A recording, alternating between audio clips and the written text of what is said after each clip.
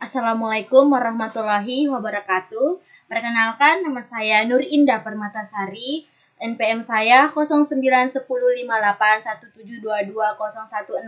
Saya asal dari Prodi Pendidikan Vokasional Seni Kuliner semester 5. Saya di sini akan menjelaskan tentang materi makanan oriental. Pengertian makanan oriental. Makanan oriental adalah jenis makanan yang berasal dari negara-negara di Asia Timur dan Asia Tenggara, seperti Cina, Jepang, Korea, Thailand, dan Vietnam. Masakan ini dikenal dengan cita rasa yang kaya, penggunaan bahan-bahan segar, serta teknik memasak yang khas. Ciri-ciri khas makanan oriental yang pertama itu ada penggunaan bumbu dan rempah. Makanan oriental dikenal menggunakan berbagai macam bumbu dan rempah seperti jahe, bawang putih, kecap, cabai, saus tiram, dan minyak wijen yang menciptakan rasa khas. Yang kedua ada teknik memasak. Itu ada yang pertama tumis. Teknik memasak cepat di wajan panas dengan sedikit minyak. Contohnya masakan sup sei dari Cina. Mengukus. Banyak makanan oriental seperti dimsum atau ikan kukus menggunakan teknik ini untuk menjaga rasa asli bahan. Terus tuh ada grill atau bakar.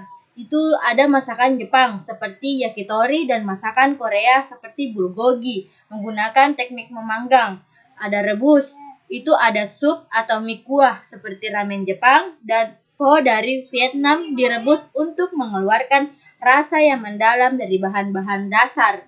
Terus ada rebus. Rebus itu ada sup atau mie kuah seperti ramen Jepang dan pho dari Vietnam. Direbus untuk mengeluarkan rasa yang mendalam dari bahan-bahan dasar.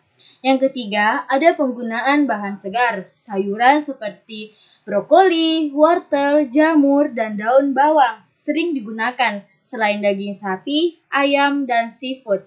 Yang keempat, ada rasa yang seimbang seperti makanan oriental sering memadukan rasa asin, manis, asam, dan pedas dalam satu hidangan.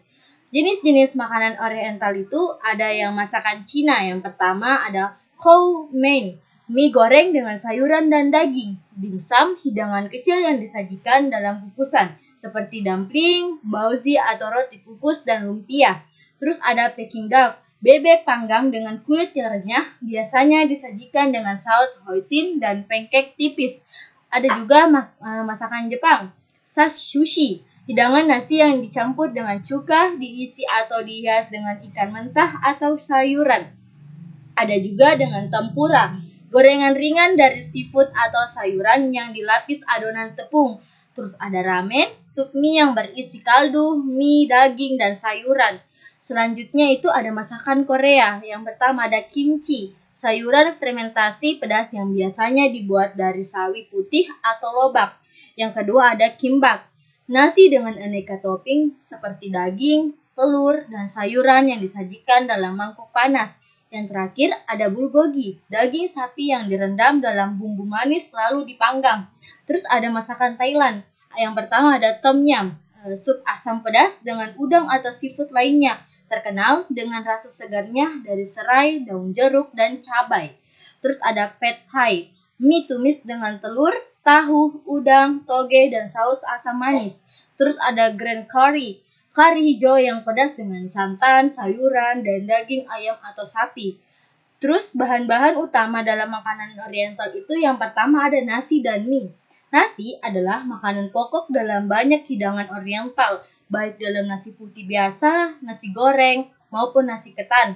Mie juga digunakan dalam berbagai variasi, seperti mie telur, itu dari Cina, soba dari Jepang, dan bihun dari Vietnam. Yang kedua ada protein, daging sapi, ayam, ikan, dan seafood sering digunakan. Tahu juga merupakan sumber protein yang umum dalam masakan vegetarian oriental. Yang ketiga ada sayuran. Sayuran hijau seperti sawi, brokoli, bayam, dan daun bawang banyak digunakan dalam berbagai masakan oriental. Terus yang terakhir ada bumbu dan rempah. Jahe, bawang putih, kecap asin, saus tiram, minyak wijen, cabai, dan garam adalah bumbu penting yang memberi karakter kuat pada hidangan oriental. Di sini juga ada etika dan kebiasaan makanan dalam budaya oriental. Yang pertama itu penggunaan sumpit. Di banyak negara seperti Cina, Jepang, dan Korea itu sumpit menggunakan untuk makan. Ada juga aturan tidak tertulis seperti tidak menancapkan sumpit di atas nasi atau menggunakan sumpit untuk menunjuk. Yang kedua, ada penyajian keluarga, yang makanan biasanya disajikan dalam porsi besar untuk dibagikan dan setiap orang mengambil makanan dari piring bersama. Yang ketiga itu ada minum teh.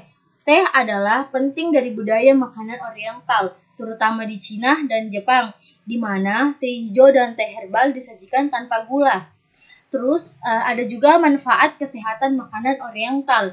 Bahan-bahan alami dan sehat itu makanan Oriental sering menggunakan sayuran segar, rempah alami, dan sedikit lemak sehingga bahan dan untuk kesehatan.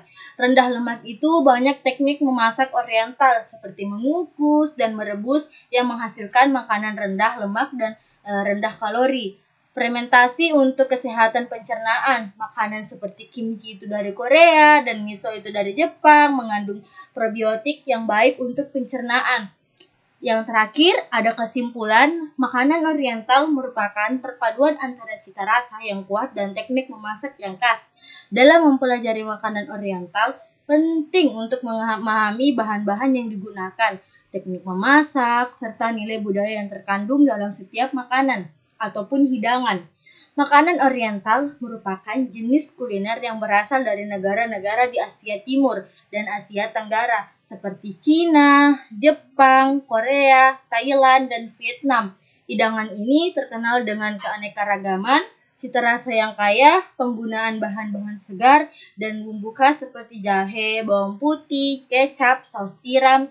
Teknik memasak umumnya yang digunakan seperti menumis, mengukus, merebus, dan memanggang.